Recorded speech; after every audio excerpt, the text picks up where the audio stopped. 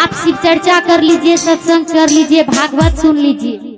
अगर आप अपने घर में परिवार में मिल करके नहीं रहेंगे तो आपको कुछ नहीं मिलेगा। यहाँ से भी बाबा भोलेनाथ के दरबार से भी कुछ नहीं मिलेगा। अगर घर वाला खुश है तो महादेव भी खुश है।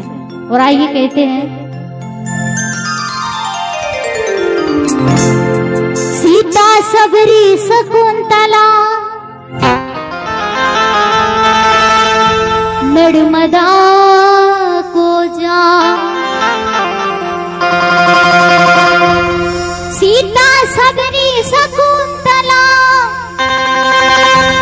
नर्मदा को जा, सत्यबल पर जीत गई अनसुईया भगवान।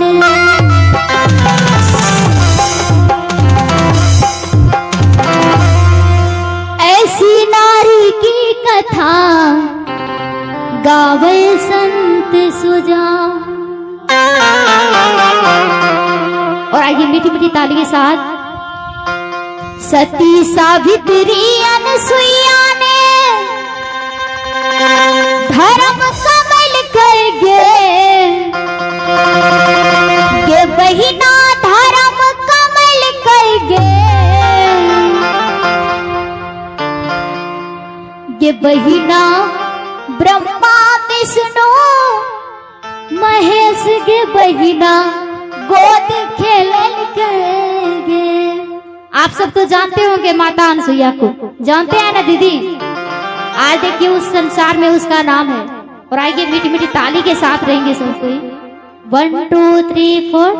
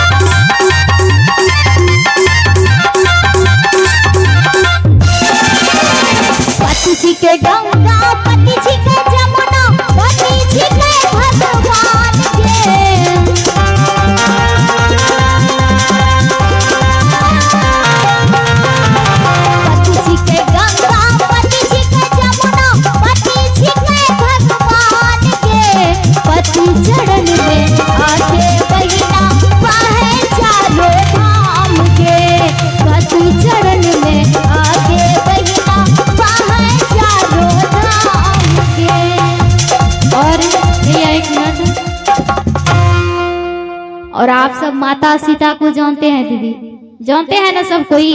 भगवान राम को भी जानते हैं। और देखिए जब भगवान राम को वनवास हुआ था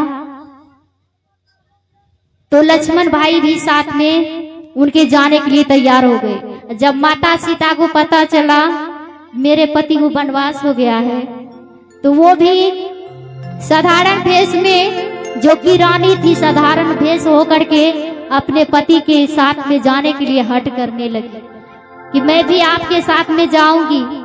अगर आप वनवास जाएंगे तो आपका सेवा वहां कौन करेगा? भगवान राम कहते हैं कि तुम मत जाओ वन में, तुम यहीं पे रहो। बोला नहीं स्वामी, मैं तो जाऊं। और कैसे हट करती है, हे प्राणपति सुहाग मेरे, मैं आपके साथ में जाऊंगी। हे प्राणपति सुहाग मेरे, मैं तेरी सेवा में लग जाऊंगी।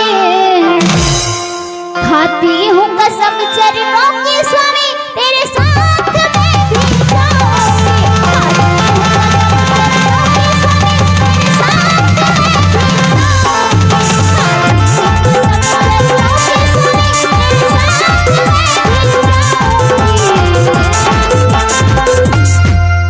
और देखिए, आज इस संसार में माता सीता और राम दोनों का नाम है, और जब तक धरती रहेगा और सूरज रहेगा तब तक रहेगा।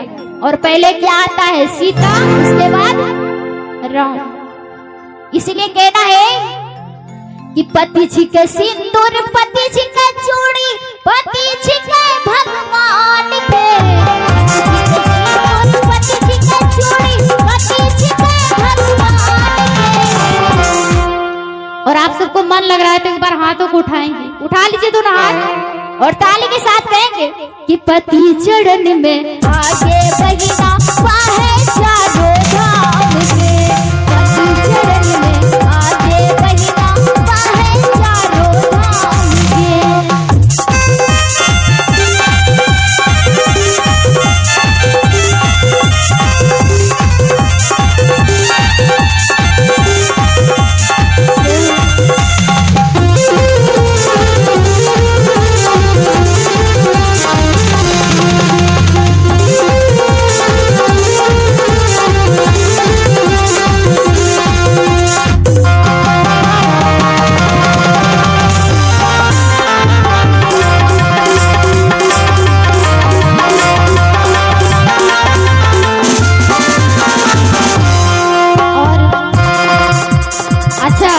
इस बीच में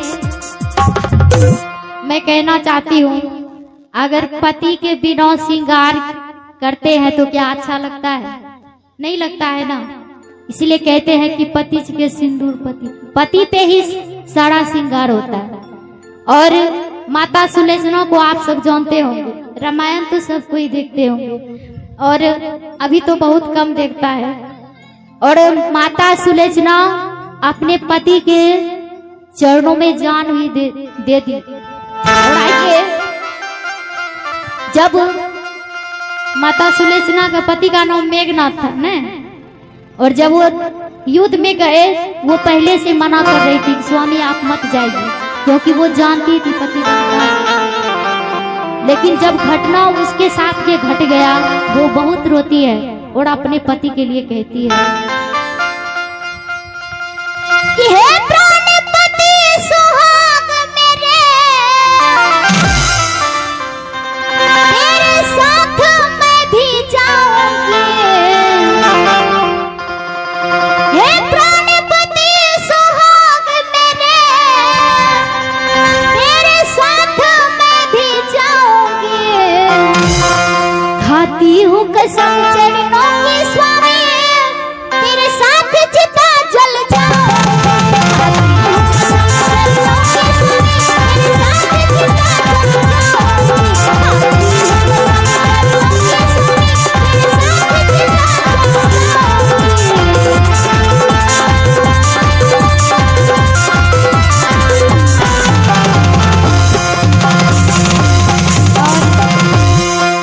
इसलिए कहते हैं, इस संसार में अपने परिवार में अगर आप मिल करके रहेंगे, इस संसार में अगर अच्छे से चलेंगे तो जरूर आपका नाम होगा। इसीलिए कहना है अंत में कि चाहे लंगड़ा चाहे लुल्हा, चाहे जोड़ी इंसान के, कि चाहे लंगड़ा चाहे कोढ़िया, चाहे जोड़ी इंसान के, और कि जहाँ पति ठुकरई भैगे बहिना, जन्म जन्म दुख पैबे। एक जन्म का बात नहीं है, जन्मों जन्मों का बात है। और इसलिए कहना है कि चाहे लंगड़ा चाहे कोढ़िया, चाहे जोड़ी इंसान के, जहाँ पति ठुकरई भैगे बहिना, जहाँ पति ठुकरई भैगे बहिना, जन्म जन्म दुख पैबे।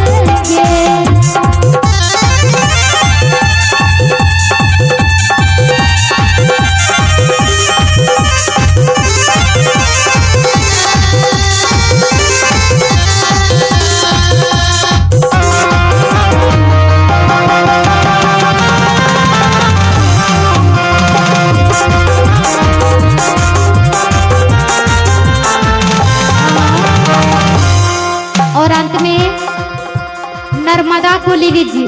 नर्मदा को सब कोई जानते हैं, उसका पति कैसा था दीदी? नर्मदा का पति कैसा मिला था? लंगड़ा था, पूरा शरीर बेनकाम था। और देखिए फिर भी वो अपने पति की सेवा करने में तन मन लगा दी, और सेवा करके एक दिन उसे अच्छा बनाया। और इसलिए कहना है कि पति चाहे जैसा भी हो, वो भगवान होता है। अगर कहते हैं, ऐसा नहीं सोचिएगा, इस बीच में बहुत सारे भैया हैं कि अगर हम अब तो भगवान हो गए, भगवान में भी क्वालिटी होता है। ऐसा नहीं कि शराब दारू पी करके आए घर में, पति पत्नी को ऊपर से लाठी से प्रहार, ऐसा बात नहीं होना चाहिए। वो पति नहीं होता है, पति में भी क्वालिटी होता है नहीं? इसलिए हम सबसे कहते हैं, हमारे भैया से और दीदी से भी, अगर घर में रहते हैं, इस संसार में आए हैं, एक दिन सबको जाना है, इसलिए मिल करके रहिए। इसलिए कहना है, नर्मदा अपने पति के लिए कहती है,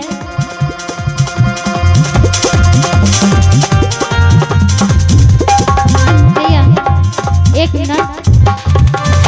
जब नर्मदा का पति अपने नर्मदा से मिलने के लिए आई, जब माँ अनसुईया बोली कि तुम इनकी सेवा तन मन से करना, एक दिन अच्छा होगा, उसी का बात रहा।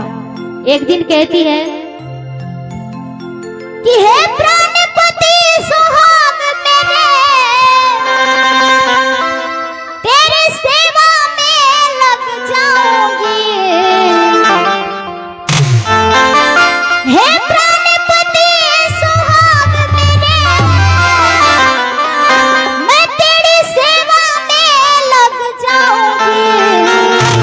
और कि खाती हूँ कसम चरणों की स्वामी, तुझे कंचन काया बना।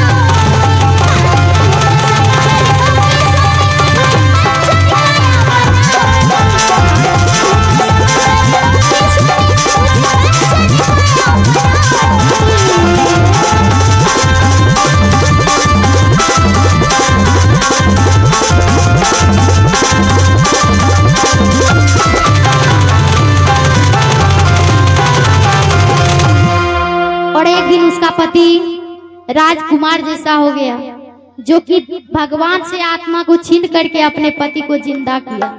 ऐसे ऐसे नारी थे।